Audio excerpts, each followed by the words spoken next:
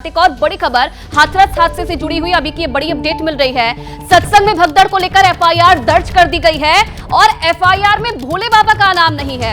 FIR में देव प्रकाश मधुकर मुख्य आरोपी बनाया गया है। ये बड़ी जानकारी, जिस तरीके से कहा जा रहा था कि एफआईआर दर्ज होगी उसके बाद जांच और तेज हो सकती है।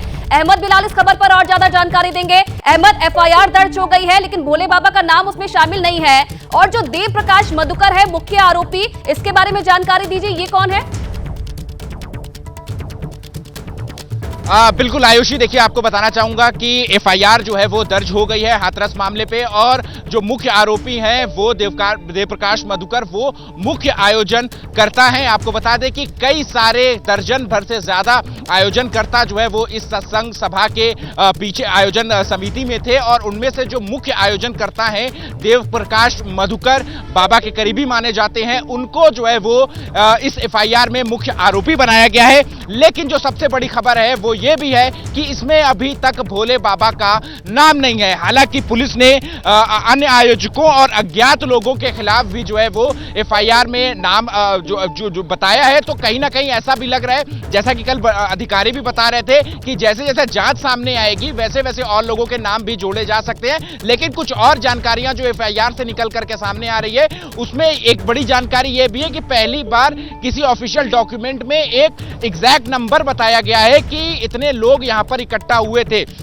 एबीपी न्यूज बार बार आपको बता रहा है कि 80,000 लोगों के इकट्ठा होने की परमिशन जो है वो स्थानीय प्रशासन से मांगी गई थी, लेकिन 2.5 लाख लोग, इस एफआईआर में जिक्र है कि 2.5 लाख लोग जो है वो यहां पर इकट्ठा हुआ। और इसके अलावा एक और बड़ी खबर जो इस एफआईआर से निकल करके सामने आ रही है कि जब भगदड़ मची और लोग अपनी जान को बचाने के लिए इस खेतों में भागना शुरू हुए और जब ये घटना पूरी हो गई और 116 लोगों की जान चली गई, उसके बाद किस तरीके से सेवादारों ने सबूत छिपाने के लिए जो चप्पल, जो कपड़े, जो महिलाओं के जो पर्स थे, उसको खेतों में किस तरीके से छुपाया गया, वो उसकी तस्वीर हम आपको सुबह से दिखा रहे हैं। और फॉरेंसिक टीम जो है वो उसी छुपे हुए सबूतों को ढूंढने के लिए फॉरेंसिक की टीम और डॉग स्क्वाड जो है वो यहां पर सुबह से ही मौजूद है और इस पूरे क्राइम सीन को किस तरीके से सील किया गया है, कॉर्डन ऑफ किया गया है, ताकि जो सबूत है उससे और छेड़खानी जो है वो ना की जा सके। तो पूरी तरीके से एक शातिराना जो जुर्म है वो यहां पर उसको अंजाम दिया गया है। पहले तो लापरवाही साफ तौर पर देखने को मिलती है आयोजन समिति की ओर से और उसके बाद ये घटना हो जाती है, तो उसके बाद सबूत को भी छुपाने के लिए देखिए यहां पर कितने शातिराना तरीके से जो खेत है, खेत में सबूत छुपाने के लिए यहां पर जो चीजें हैं, जो लोगों की बिलोंगिंग्स थी, उनको इस तरीके से पूरे खेतों में बिखरा दिया गया है, स्कैटर कर दिया गया और उसी को जो है वो सबूत इकट्ठा करने के लिए यहां पर जो फॉरेंसिक की टीम और डॉग स्क्वाड है वो यहां पर मौजूद है। तो बड़ी जो अपडेट है वो यही सामने आ रही है कि इस एफआईआर जो है वो दर्ज हो चुकी है और दोपहर 2 बजे के करीब ये घटना हुई थी और एफआईआर में भी इस बात का जिक्र है कि जो अनुयायी थे, जो श्रद्धालु थे बाबा के, वो उनके काफिले की धूल को इकट्ठा करने के लिए जो है वो यहां पर झुके थे और उनके पीछे जो जनसैलाब था, जो लोगों की भीड़ थी, वो एक के ऊपर गिरते चले गए और जो आगे उस धूल को इकट्ठा करने के लिए झुका वो वापस से उठ नहीं पाया और वो और आगे गिरता गया। और इसी तरीके से जैसे जैसे पीछे की पंक्तियां थी वो भी जो है बिल्कुल अहमद, ये सोच के भी मन सहम जाता है कि 80,000 लोगों की परमिशन दी गई थी लेकिन 2.5 लाख लोग जो है वो मौके पर पहुंच जाते हैं। उस वक्त क्या स्थिति वहां पर हुई होगी, आप सोचिए। एक और बड़ी खबर अपने दर्शकों को दे दे। देखिए, हाथरस हादसे को लेकर यूपी के चीफ सेक्रेटरी मनोज कुमार सिंह का बड़ा बयान सामने आया है।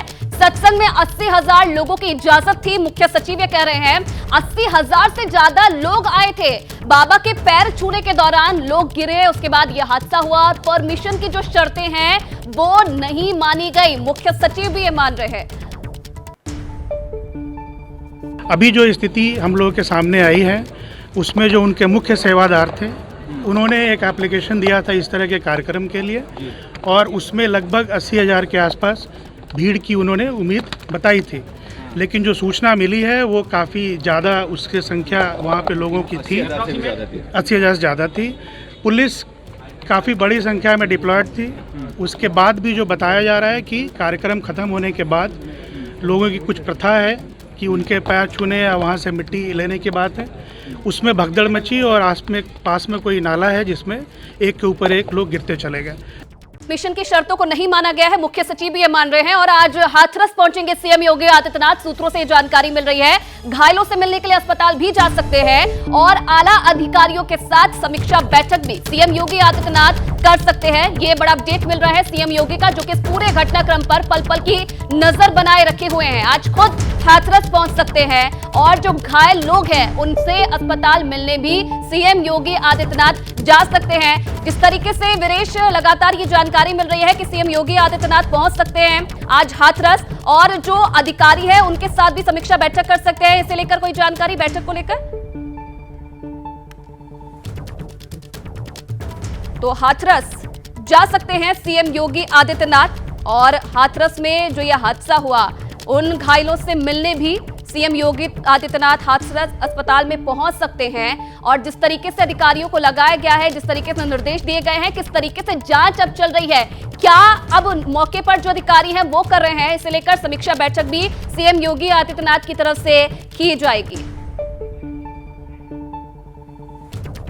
तो देखिए बड़ी जानकारी यही मिल रही है और पल पल का अपडेट भी हम आपको दे रहे हैं किस तरीके से मौके पर हालात बने हुए हैं। अधिकारियों को निर्देश दिए गए हैं, हर जो जांच है वो की जा रही है। सीएम योगी आदित्यनाथ खुद आज हाथरस पहुंचने वाले हैं। उससे पहले आपको तस्वीरें हमने दिखाई जहां पर खुद मुख्यमंत्री पहुंचेंगे। जो अस्पताल में घायल लोग हैं उन्हें जो प्रॉपर इलाज है वो मिले, ये सुनिश्चित किया जा रहा है। और सीएम योगी आदित्यनाथ खुद इस पूरे घटनाक्रम की मॉनिटरिंग कर रहे हैं, पल पल की अधिकारियों से जानकारी ले रहे हैं। और आज जब सीएम योगी आदित्यनाथ हाथरस पहुंचेंगे तो आला अधिकारियों के साथ समीक्षा बैठक भी कर सकते हैं।